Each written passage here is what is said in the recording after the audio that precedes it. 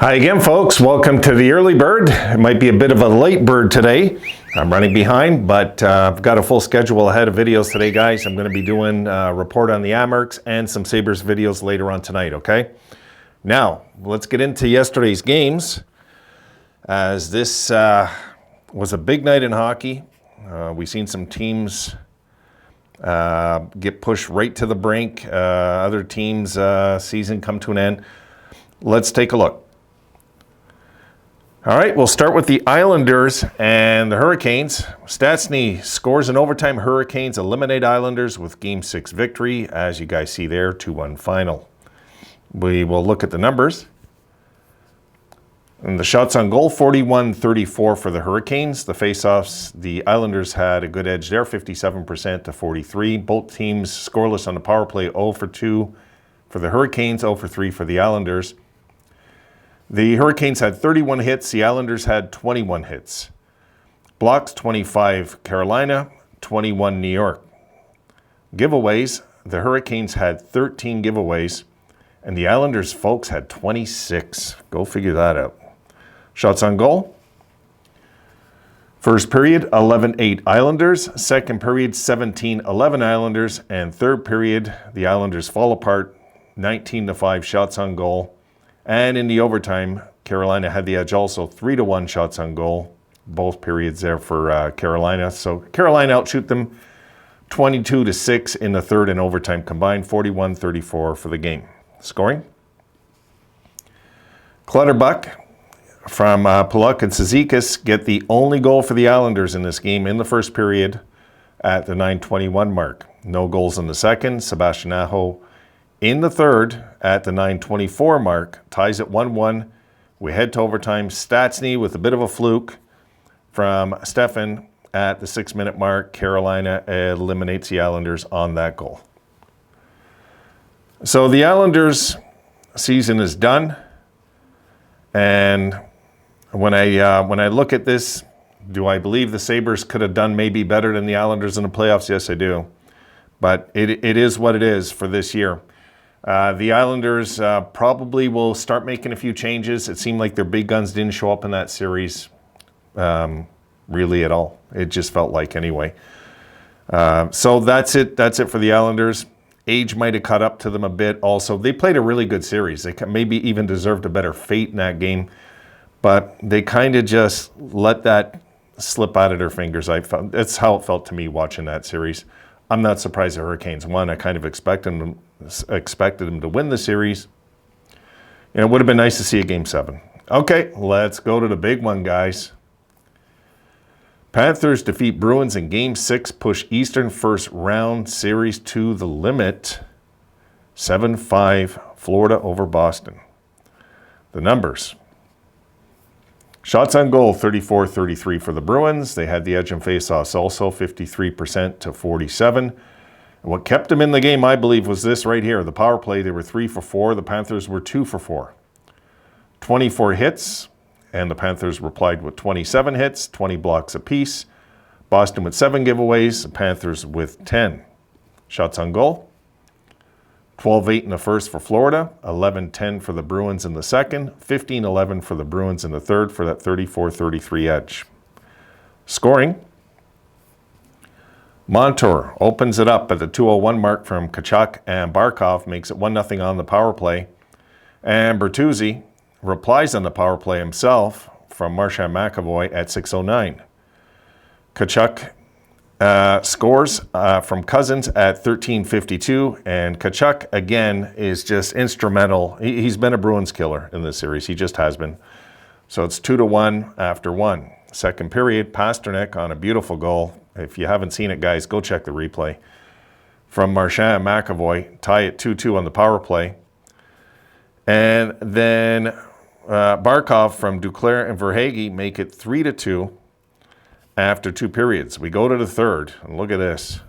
Yeah, your eyes are not deceiving you. Look at that. Bertuzzi ties it 3-3 at the 1:31 mark from Carlo and Marchand. And then Pasternak, oh, that might have been the goal too. I'm a little mixed up, guys. Pasternak, one of his goals, it might have been that one. No, it might have been that one.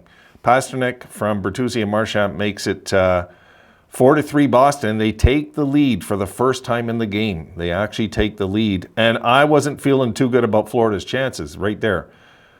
Delpy from Luostarinen and Lundell tie it 4-4. So when I seen 4-4, I was like, okay, they're still hanging around. And then Boston, you would think with the backbreaker right there, under 10 minutes left, take a 5-4 lead on a complete sleeper play by Florida, falling asleep on the power play. They score shorthanded, make it 5-4. But look what happens 27 seconds later. Their buddy Matthew Tkachuk, and that goal from DeBrusk actually was from Zach and Orlov for the record. And then Tkachuk from Lundell and Forsling tie it up, 5-5. Just a wild game, guys. And Luostarinen from Montour, minutes later, with the dramatic goal, makes it 6-5. And we're all wondering, can the Panthers hang on? Can they actually force a Game 7? Reinhart gets the empty netter, 7-5 final Florida. Folks, I've been saying it all series. If they're going to go with Ullmark, there's a potential upset here. There is. And this is, I'm just, that third period, Ullmark was sleeping. He just wasn't, that is not, what I've seen, guys, that is not a number one goalie the last two games. That is a guy that just, his confidence seems to have run out. We'll have to see who they go with in Game 7. I suspect they're going to go with Ullmark, guys. I do. And that gives Florida, in my opinion, the best chance to win the series. If they start Ullmark, I'll be cheering for Ullmark to start. I will be. I do not want to see Swayman and nets. I just don't, because Swayman, his positioning, I find as a goalie, is so much better than Ullmark. Ullmark's just a bigger body. And as we know, when you can rattle him. He can be rattled in his head. We know it. We've seen it. Maybe not in the playoffs, but we've seen it. We've seen him get rattled in tight games, important games that we even played once upon a time. We'll see in Game 7. I'm sure most of you are excited about that one now.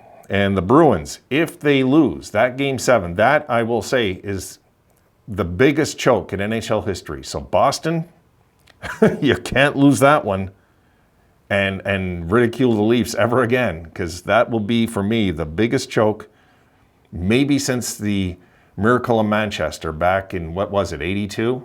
When the Oilers lost to the Kings. And they wound up eventually losing that series. It was a best of 5, but they eventually wound up losing that series. And probably the hugest upset at the time in NHL history. This might be bigger, because this Bruins team is not supposed to be looking at a Game 7. They're just not supposed to be. And if they can't close it out, imagine, guys, if they lost their last 3 in a row and they let in all these goals and their number one goalie's just crap in the bed game after game after game. I mean, there'll be no excuse. So we'll see in Game 7. All right, let's move out west now, guys. Stars defeat Wild in Game 6, win Western first round series. 4-1 Dallas final. The numbers. Stars outshoot the Wild 33-24. They have the edge in faceoffs, also 54% to 46. Both teams 0 for 2 on the power play. 22 hits for the Stars, 25 for the Wild. Low-hitting affair. Blocks, 21 blocks for the Stars, 14 for the Wild. 6 giveaways. Dallas, 8 giveaways mini. Shots on goal, 8 apiece in the first. And then Dallas take over the game, 18-5 in the second. And that basically is all she wrote, it felt like. You know, once they got the momentum going, it just felt like Minnie was not in this game. Minnesota outshoot them 11-7 in the third. That 33-24 final for the game. Scoring.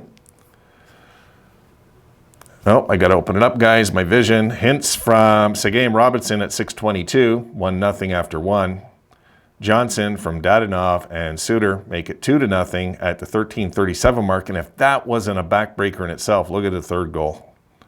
Marchand from Domi at the 19:59.5 second mark, really, make it 3-0.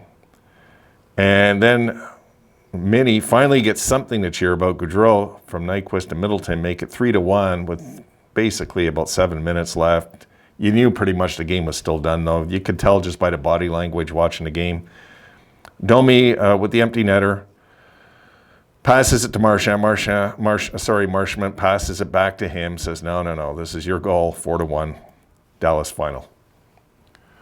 No surprise there. And, if I'm a Minnesota fan, I'm frustrated at this point with their lack of their superstars didn't show up. Like, really, this team just continues to disappoint in the playoffs.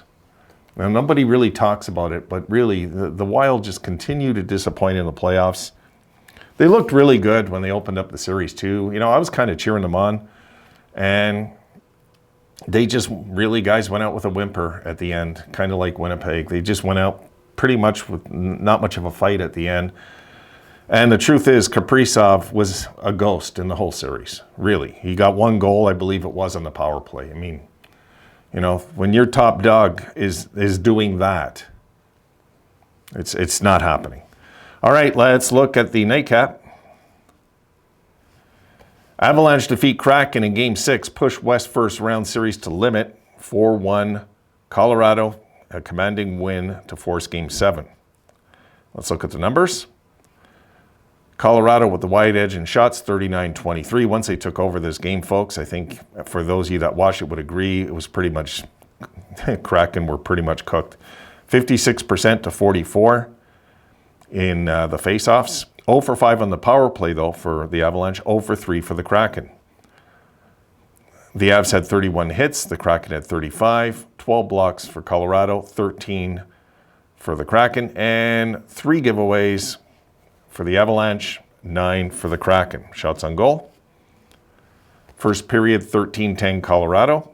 Second period, 14-4 Colorado. Third period, 12-9 Colorado. Yes, the shots tell the tale in this game, 39-23 final. Scoring. Dunn opens it up unassisted, and the Seattle crowd is sensing the series win at that point, 1-0. And if you guys watched the game, you had seen that Colorado had scored a goal, it was taken back, it was offside, and then they replied with a goal, Seattle, so they had all the momentum at that point.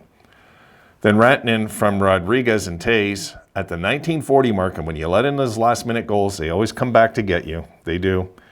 Second period, Eric Johnson from Rantanen makes it 2-1.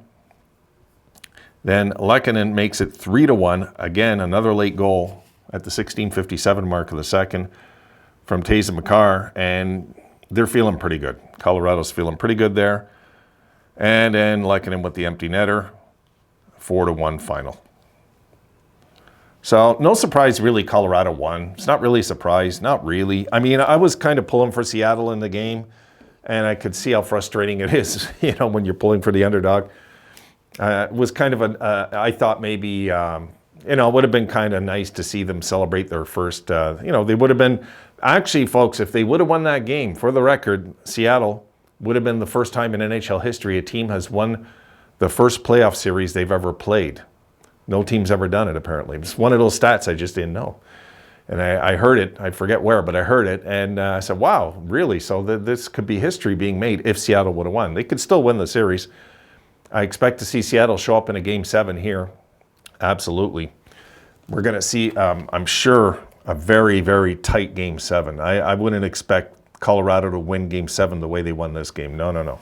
I would doubt that very much. So, looking back, the Islanders, I believe, folks, age caught up to the Islanders, really. Their top guys weren't scoring. Barzal. I mean, when your top guys just aren't doing it, and you got to rely on the role players to get the scoring, this is the end result. But they played a hell of a series still. The Bruins, I want to talk about that before closing. Dallas, no surprise there. Not really. It's not much of a surprise. What surprised me is that, Kaprizov was so invisible in the series. That's what surprised me there. And Seattle is just a surprise it's going to Game 7. But the Bruins, I mean, let's face it, guys. Their fans thought they were indestructible going into this series, and you can't blame them. You really can't. It's not like the Toronto fans, where the Toronto fans do that delusional thing of thinking the series is over when it's 3-1. You would think they've learned by now. But if Toronto close it out tonight, that's another thing we'll be talking about. We'll see. But this Bruins team, I'm of the belief that if they start Allmark in Game 7, it's going to go to overtime. Just my thoughts. All right, guys, I'll see you in the next one. I'll see you in some videos today for sure. See you then.